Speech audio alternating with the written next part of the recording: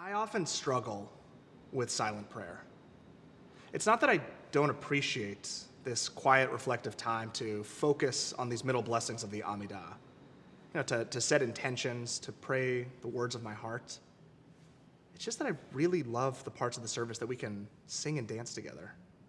Clap along with our melodies, dance with our tradition.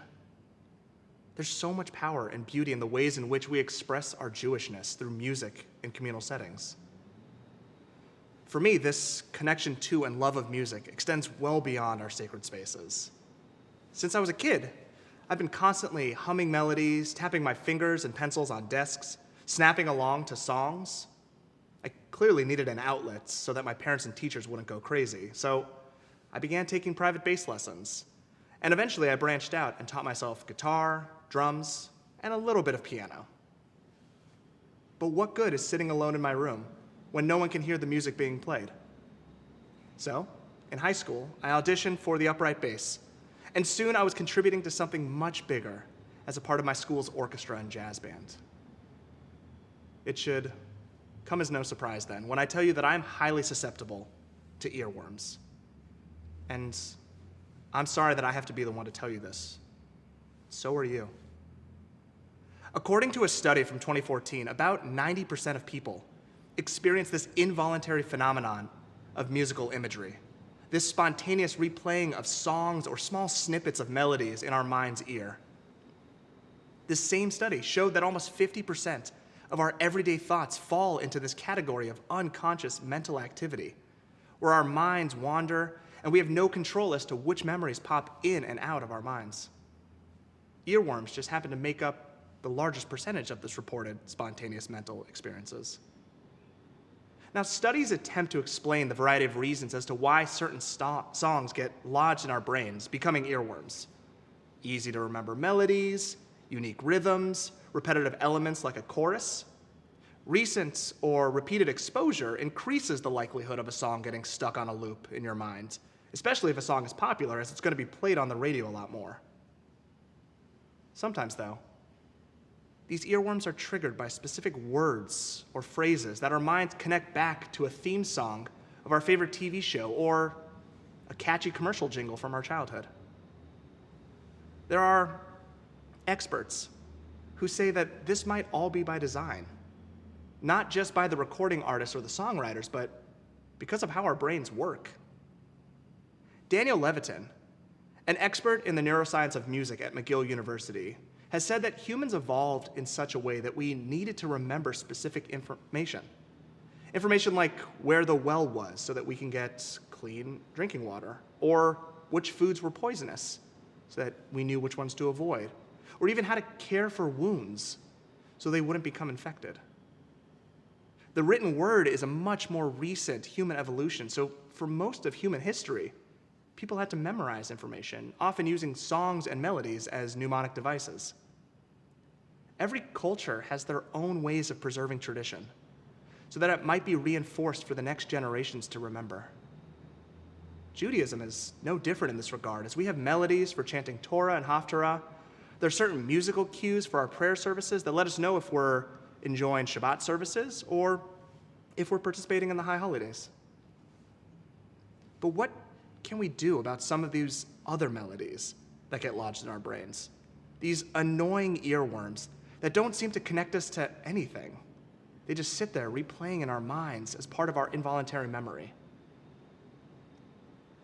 Dr. Vicky Williamson of the University of London suggests 3 options when trying to cure ourselves of earworms: ignore, distract, or engage. Ignoring would be us not trying to think about the song, letting it fade away naturally on its own. Distracting would be us listening to a different song or participating in some other activity to take our mind off of the earworm. Engaging is leaning right in, listening to that song over and over and over again, embracing that experience, no matter how obnoxious.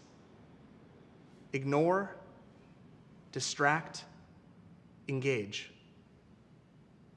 These are tactics that we always have at our disposal, not just for getting rid of musical earworms, but for other lessons and experiences that we have subconsciously internalized, the kinds of things that we accept as truth that end up doing more harm than good, causing us to lose sight of what's important. How many of us ignored putting in an effort for subjects we thought we were less than ideal in? I know that when I was in school, I told myself over and over again that I am bad at math. I am bad at math, which pushed me into this negative mindset that I carried with me all through school, doing as little as possible to apply myself, somehow thinking that math would just disappear someday. What about using social media as a platform to air out our grievances? Something annoyed us at work, or we read an article or a post that really upset us. Before we comment or repost, how often do we stop to wonder why we're feeling a certain way?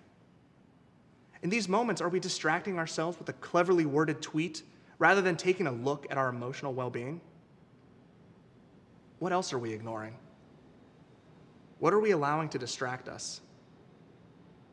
The high holiday season we now find ourselves in is the perfect time for us to engage, not only with our spiritual selves, but with the physical actions and mental changes we need to rid ourselves of that negativity. Those earworms that have existed for far too long, telling us no. These 10 days remind us that we're out of excuses. If we don't like the song we've been singing this year, are we going to ignore it? Will we distract ourselves? Or are we going to change the radio channel, skipping over the tune entirely? We must make that change happen. As a country, as a people, we've been stuck on this painfully grating track for too long. During this quarantine, our daily rhythms have been interrupted, but we must remember that we can still harmonize with each other. Let this high holiday season serve as that necessary wake-up call to change over to that comforting playlist of the classics that we grew up with: tradition, connection, hope, love. May we have the strength to rewire our minds and our hearts so that we may move into 5781, engaging our whole selves, our whole community. Shana Tova.